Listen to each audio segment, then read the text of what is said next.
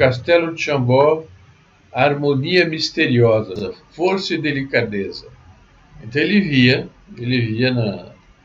contemplando o castelo, uma harmonia entre força e delicadeza, que é uma coisa muito bonita. E vamos ver como é que ele via isso. Isso nos ensina a ver as coisas, não? Antigamente havia uma expressão que a pessoa olhava as coisas como um boi vendo um palácio. O boi vê um palácio e não dá a mínima. Enfim, é insensível a qualquer coisa e olha, não consegue deduzir nada, não consegue, né? E ele vai fazer uma análise rápida do Castelo de Chambord. E depois nós vamos ver uma comparação do Castelo de Chambord com alguns prédios super modernos que existem hoje, e é uma coisa incrível. É incrível acreditar que sejam prédios de moradia, mas em princípio são moradia ou escritório, né? Então veja, harmonia misteriosa, força e delicadeza. Então essa é de uma reunião de 1972, 10 de julho. Então aqui está o castelo. Chambord é um dos famosos castelos do Vale do Loire, o Rio Loire, construído pelo rei Francisco I a partir de 1519. É uma das obras-primas do estilo renascentista francês. Agora veja, aquela gente, como eles tinham um senso de proporções, de harmonia, né? Aquele com outro tipo de luz incidindo. Que maravilhoso conglomerado de torres, quanta força, quanta solidez. Então, primeiro ele vai analisar o conglomerado de torres. Está cheio de torres aí, não? E sabe que dessas torres pequenas, cada uma, em princípio, é uma lareira que tem dentro do castelo e que as fumaças saem lá por cima, né? Então, aqui, quem aprecia isso, vê quanta força, quanta solidez. A gente vê aqui no conjunto. Mas, ao mesmo tempo, o seu conjunto produz uma sensação de harmonia e delicadeza, sobretudo a parte do telhado, né? Do telhado todo.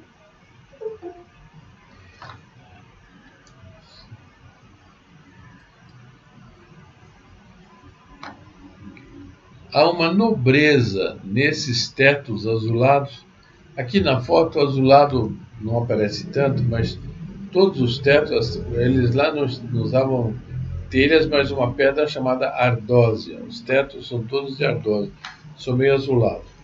Mas do que o Dr. Plínio viu na foto que ele viu, que eu não sei qual foi, ficava bem visível o azulado das ardósias.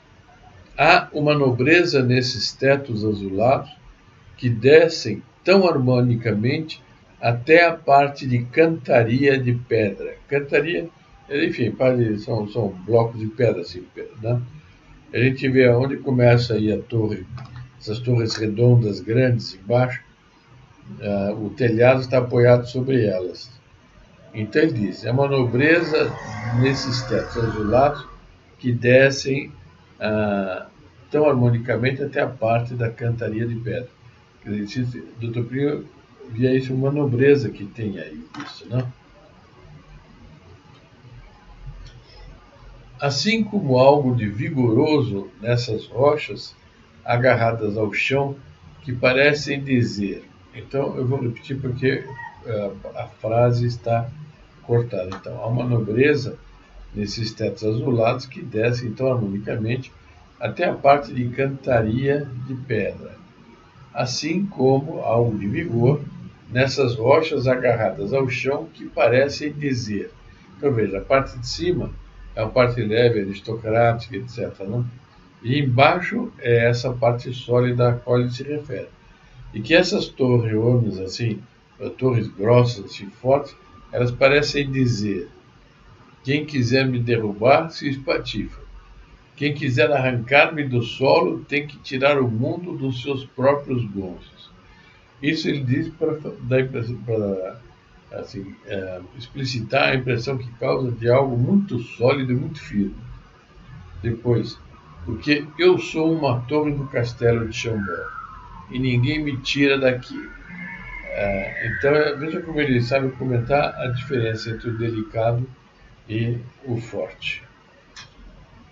Depois, que harmonia misteriosa nessa conexão entre a força e a delicadeza. Entre o planejado do castelo e o espontâneo aparente da disposição das torres. Como é belo ver qualidades antíteses conjuntas. Isso é muito interessante, né? E saber perceber. É um requinte quando há uma harmonização entre coisas frágeis e fortes.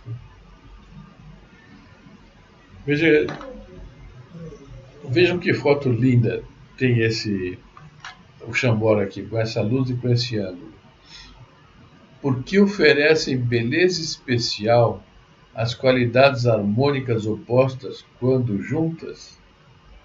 Aqui dá para ver bem o delicado da parte do telhado, dessa profusão de pequenas torres, e aquelas torres grossas embaixo, né? Dá para ver bem a harmonia das coisas. Olha só o que ele vai dizer. Porque um dos princípios da beleza é o da unidade na variedade, que é a melhor imagem de Deus na criação natural e exprime uma das formas de perfeição que Deus pôs no universo. Portanto, deve ser uma das exigências da alma humana. Assim, o espírito humano tende a contemplar o que é uno, mas também o que é vário, diverso e movimentado. Então, a gente deve contemplar, vou usar um outro tipo de exemplo, a gente deve contemplar, por exemplo, um belo pássaro, mas a gente também deve saber contemplar o que é um bando daqueles pássaros. E quando um pássaro voa, ele tem uma beleza própria. Quando o bando voa, é incrível, eles voam em conjunto, cada um é independente, mas eles formam determinadas figuras no ar que também são muito bonitas. Então a gente tem aí uma relação do uno e do vário. Isso é que é a relação uno-vário. A gente deve analisar as coisas e depois procurar compreender o conjunto no qual as coisas estão inseridas. Nesse castelo há unidade na variedade. Contemplando, minha alma repousa, ao mesmo tempo se eleva até Deus. Então aqui está uma coisa que Dr. Pio usava muito, mas muito mesmo, é com base nas coisas belas, terrenas, elevar a alma até Deus. São Tomás dizia que a oração é a elevação da alma a Deus. Esse tipo de contemplação é a elevação da alma a Deus. É uma tristeza ver que hoje em dia praticamente ninguém contempla e não eleva até Deus. As pessoas gostam às vezes de sentir aquela sensação e se encantar com a sensação que elas estão sentindo. E elas acham que aquilo é o melhor de quem está vendo a coisa. O melhor não é isso, o melhor é a pessoa admirar, contemplar, admirar e dali saltar para Deus e aplicar aquilo a Deus para compreender mais a Deus. Que beleza, que elegância, que distinção, que nobreza, que grandeza, que requinte.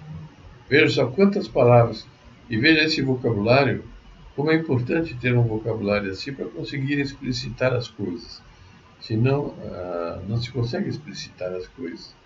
A gente, que beleza, elegância, distinção, nobreza, grandeza, requinte. São seis características, 6 virtudes refletidas no Castelo de Chambord. Continua. Como isso nunca se conseguiu a não ser na civilização cristã.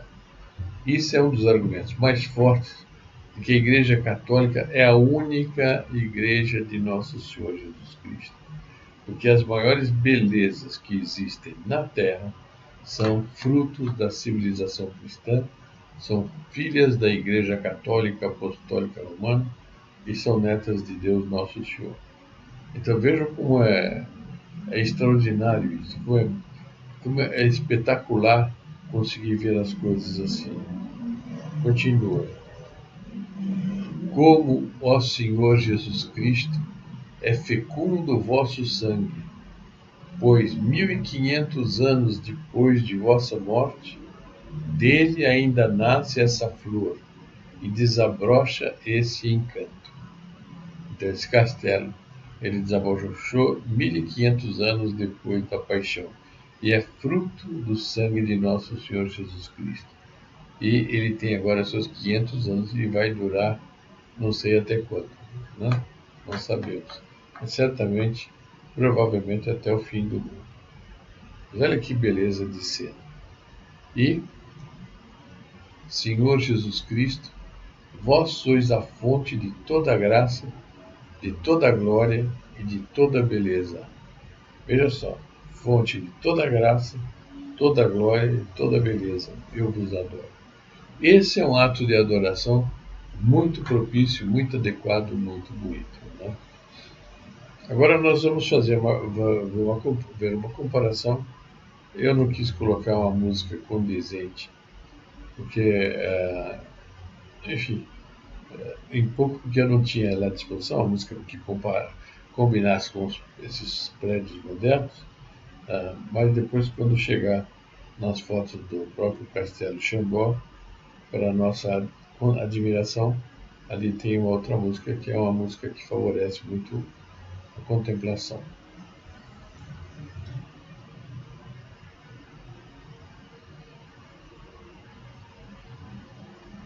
E todos os prédios têm apartamentos, está cheio de apartamentos dentro disso daí. Olha, meu Deus, que coisa.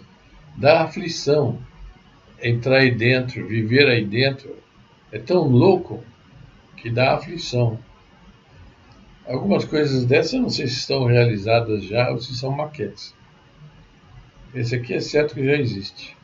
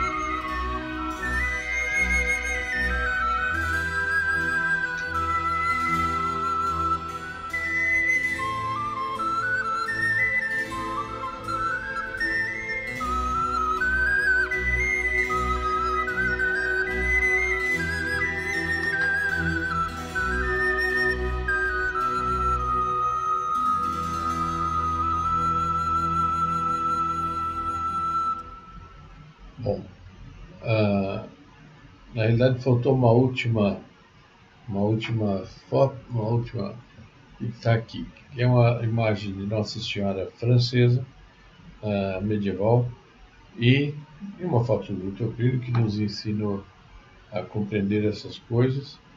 E a gente vê que a França, ela é a filha primogênita da Igreja.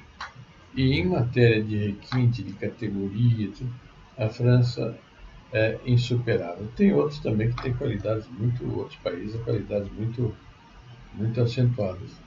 Mas do ponto de vista do requinte, o grande é a França, né? Não tem como.